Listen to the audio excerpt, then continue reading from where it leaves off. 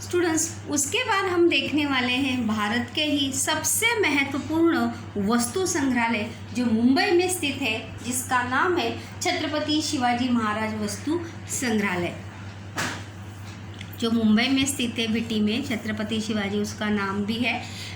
इसकी स्थापना जो है 1904 मतलब अंग्रेज़ों के समय 1904 ईस्वी सन में मुंबई के कुछ प्रतिष्ठित नागरिकों ने इकट्ठे आकर प्रिंस ऑफ वेल्स के भारत आगमन के स्मरणार्थ, जब प्रिंस ऑफ वेल्स जब भारत आए थे तो उनके स्वागत के प्रीत्यर्थ, उनके आगमन के लिए उनका स्वागत करने हुए तो उनके याद में एक वस्तु संग्रहालय स्थापित करने का निर्णय जो है 1904 में हुआ था। और उसके बाद 1905 के नवंबर महीने में इस संग्रहालय के भवन की नींव रखी गई। छत्रपति शिवाजी महाराज वस्तु संग्रहालय के पहले इसका नाम क्या था? प्रिंस ऑफ वेल्स इसका नाम जो था, तथा इस वस्तु संग्रहालय का नाम Prince of Wales Museum of Western India ये निर्धारित किया गया था, निश्चित किया गया था। और फिर उसके बाद 1998 में 1998 ईस्वी सन में इस संग्रहालय का नाम बदलकर क्या रखा गया? छत्रपति शिवाजी महाराज वस्तु संग्रहालय जो है इसका नाम वहाँ पर रखा गया। छत्रपति शिवाजी महाराज संग्रहालय ये टिप्पणी के लिए भी है बच्चों। ये चित्र देखिए उसका है। अगर अवसर मिले, अपॉर्चुनिटी मिले तो ज़रूर इसकी भेंट करने के लिए या इसको देखने के लिए आप अवश्य जाएं कि वहाँ पर किन किन वस्तुओं का संग्रह जो है वहाँ पर किया गया है। 1904 में इसकी स्थापना हुई, 1905 में इसका नामकरण किया गया और फिर 1998 में प्रिंस ऑफ वेल्स से इसका नाम बदल कर क्या रखा गया? छत्रपति शिवाजी महाराज वस्तु संग्रहालय। देखते हैं इसमें क्या है। संग्रहालय की वास्तु का निर्माण कार्य इंडो गोथिक शैली में, ये टिप्पणी में ये बातें लिखनी चाहिए, इंडो गोथिक शैली में जो है इसका काम किया गया है। उसका निर्माण जो है मतलब जो बिल्डिंग बनाई गई है वो जो है कौन सी शैली में? इंडो गोथिक शैली में की गई है। और इस वास्तु को मुंबई नगरी की प्रथम श्रेणी की सांस्कृतिक विरासत, जिस मैंने आपको चौथे चैप्टर में बताया भी था कि छत्रपति शिवाजी महाराज टर्मिनस ये जो रेलवे स्टेशन है इसका नाम भी विश्व विरासत, सांस्कृतिक विश्व विरासत सूची में दर्ज है। साथ ही साथ इस प्रथम श्रेणी की मतलब फर्स्ट क्लास श्रेणी के रूप में इस सांस्कृतिक विरासत इमारत का दर्जा भी इस वस्तु संग्रहालय को मिला है। मतलब सिर्फ वास्तु को दर्जा मिला है, ये याद रखें इमारत को। संग्रहालय में कला, पुरातत्व और प्रकृति का इतिहास इन तीनों वर्गों में विभाजित लगभग 50,000 पुरातन वस्तुएं जो है वो संग्रहित की गई। मतलब उसका क्लासिफिकेशन जो है 3 जगहों में या 3 भागों में उसका विभाजन किया गया है। एक है कला, दूसरा है पुरातत्व, पुरातन वस्तुएं, कला में फिर चाहे शिल्पकला आ सकती है, मूर्तियाँ, वस्तुएं, उसके साथ साथ प्रकृति का इतिहास, मतलब अश्मयुग से लेकर आज तक किस प्रकार से प्रकृति में कौन कौन से परिवर्तन हुए, जीवाश्म, ये सब चीज़ें जो है, वनस्पति के अवशेष, इन सभी का समावेश जो है वहाँ पर 3 वर्गों में विभाजित करके लगभग 50,000 पुरानी वस्तुएं जो है वहाँ पर संग्रहित की गई है। इसके बाद बच्चों हम तीसरा पॉइंट हम यहाँ पर बहुत ही महत्वपूर्ण देखने वाले हैं, वो है ग्रंथालय और अभिलेखागार। ये दोनों भी ग्रंथालय और अभिलेखागार ये दोनों भी चीज़ें अवधारणा स्पष्ट कीजिए के लिए अवश्य है आती है। अभिलेखागार जो है अवश्य अवधारणा स्पष्ट कीजिए के लिए आता है। तो अभिलेखा ग्रंथालय और अभिलेखागार में क्या अंतर है, दोनों में क्या विषमता है, दोनों में क्या डिफरेंसेस है, ये हम देखने वाले हैं। ज्ञान और जानकारी के भंडार गृह ग्रंथालय है। ज्ञान और जानकारी के भंडार गृह जो है वो क्या है? ग्रंथालय। क्यों ऐसा कहा गया है? क्योंकि हमें किसी भी चीज़ के बारे में अगर जानकारी चाहिए, हमें कुछ जानना है, समझना है, कुछ सीखना है, तो उससे संबंधित अगर हमें कोई किताब चाहिए, कोई ग्रंथ चाहिए, तो हमें कहाँ मिलेगा? वो ग्रंथालय में मिलेगा। अभिलेखागार में वो ग्रंथ मिल सकता है क्या? नहीं। ग्रंथालय का विज्ञान, प्रबंधन विज्ञान, सूचना एवं प्रौद्योगिकी, शिक्षा विज्ञान जैसे विषयों के साथ साथ निकटतम संबंध है। निकटतम यानी नज़दीक का संबंध है, क्योंकि ग्रंथालय में इन सभी विषयों से संबंधित किताबें जो है वो आपको वहाँ पर मिल सकती हैं। प्रबंधन विज्ञान माने मैनेजमेंट से संबंधित, सूचना मतलब कम्युनिकेशन से संबंधित, पढ़ाई से संबंधित, इन सभी का जो है बहुत ही करीब से संबंध इसलिए है क्योंकि वहाँ पर ग्रंथालय में यानी लाइब्रेरी में हमें हर विषय से, हर टॉपिक से रिलेटेड किताब जो है हमें वहाँ पर पढ़ने के लिए बड़े आसानी से, सहजता से प्राप्त होती है, हो सकती है।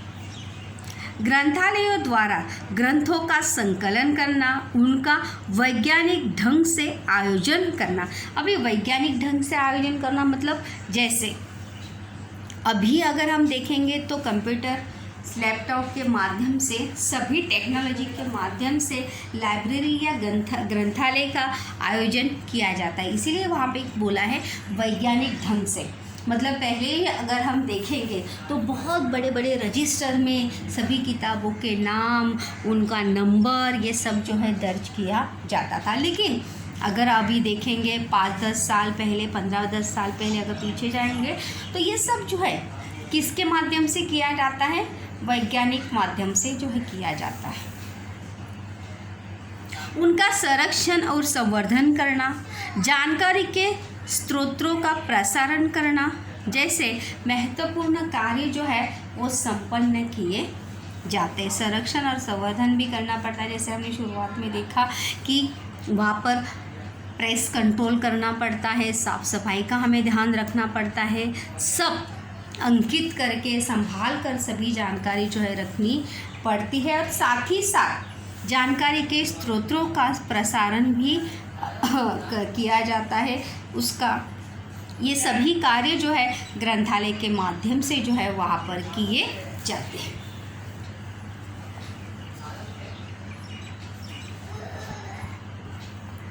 उनमें से बहुत से कार्य अद्यतन संगणकीय प्रणाली द्वारा की, जैसे अभी मैंने कहा कि उसमें से बहुत सारे कार्य जो है अभी कंप्यूटर के माध्यम से किए जाते हैं।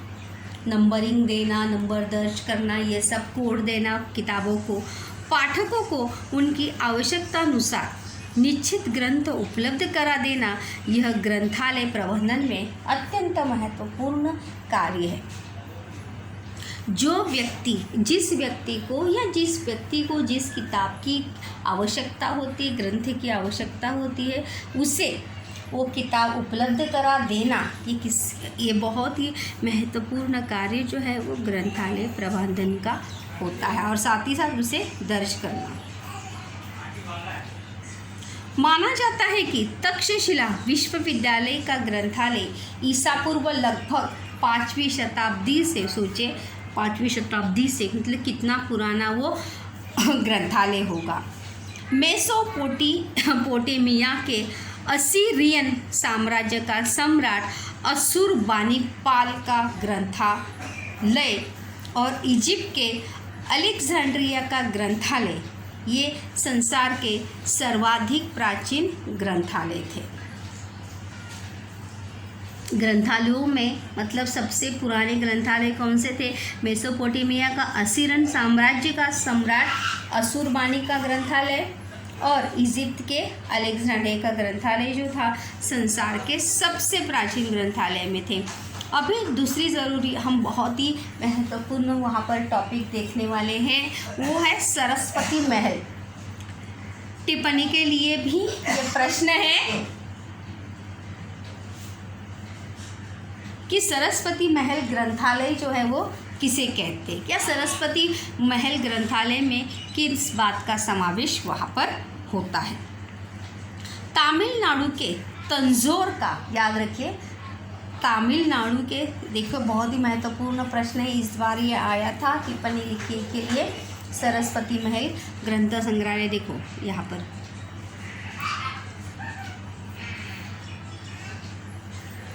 तमिलनाडु के तंजौर का है, ये कहाँ का है, तमिलनाडु के तंजौर, याद रखिए। और 16वीं 17वीं शताब्दी के नायक राजाओं के कार्यकाल में बांधा गया है। बांधा गया मतलब इसका निर्माण जो है वो किया गया है। और दूसरा, ये पहला पॉइंट है उसका। सेकंड पॉइंट अगर हम देखेंगे यहाँ पर तो 1675 ईस्वी सन में यंकोजी राजे भोसले ने तंजौर को जीत लिया और अपना स्वयं का राज्य जो है वो स्थापित किया।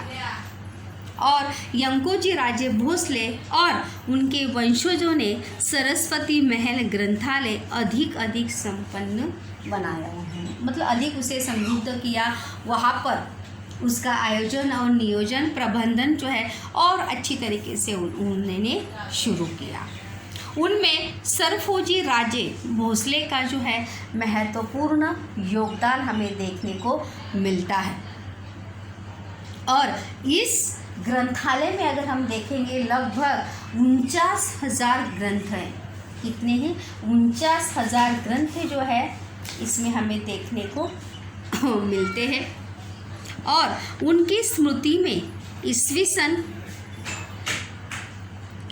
1918 ईस्वी सन में इस ग्रंथालय को उनका नाम दिया गया। और इस ग्रंथालय के लगभग 49,000 ग्रंथ जो हैं वो हमें देखने को मिलते हैं। भारत में अनेक, देखो सरस्वती महल ग्रंथ संग्रहालय याद रखिए टिप्पणी लिखिए के लिए। भारत में अनेक ग्रंथालयों में से कुछ ग्रंथालय विशेष उल्लेख करने योग्य हैं।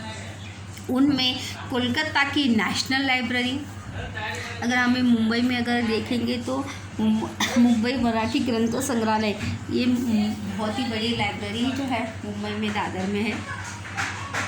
दिल्ली की कोलकाता की नेशनल लाइब्रेरी दिल्ली, देखो ये सभी याद रखे ग्रंथालयों के नाम असत्य जोड़ी के लिए। दिल्ली की Nehru memorial museum and library, Hyderabad की स्टेट सेंट्रल लाइब्रेरी, मुंबई की लाइब्रेरी ऑफ एशियाटिक सोसाइटी और डेविड ससून लाइब्रेरी आदि ग्रंथालयों का समावेश जो है भारत के महत्वपूर्ण ग्रंथालयों में हमें देखने को मिलता है। ये हमने यहाँ पर ग्रंथालय टॉपिक जो है यहाँ पर हमने देखा कि ग्रंथालय में किस किस प्रकार से ग्रंथालय जो है ज्ञान और जानकारी का भंडार अगर हम किसे कहेंगे तो किसे कहा जाता है, ग्रंथालयों को कहा जाता है। उसके बाद हम नेक्स्ट टॉपिक इसका शुरू करने वाले हो, अभिलेखागारों का प्रबंधन रखना तकनीकी दृष्टि से ग्रंथालय प्रबंधन का ही एक अंग है। मतलब अभिलेखागार और ग्रंथालय प्रबंधन ये दोनों जो है एक दूसरे के पूरक है, एक जैसे ही है। दोनों का भी आयोजन और प्रबंधन हम तकनीकी दृष्टि से मतलब कंप्यूटर के माध्यम से, टेक्नोलॉजी के माध्यम से जो है उसका प्रबंधन हम कर सकते हैं। महत्वपूर्ण, देखो अभिलेखागार और ग्रंथालय दोनों में क्या अंतर है। महत्वपूर्ण अंकन वाले कागजातों, दस्तावेज अभिलेखागार भी अवधारणा के लिए है।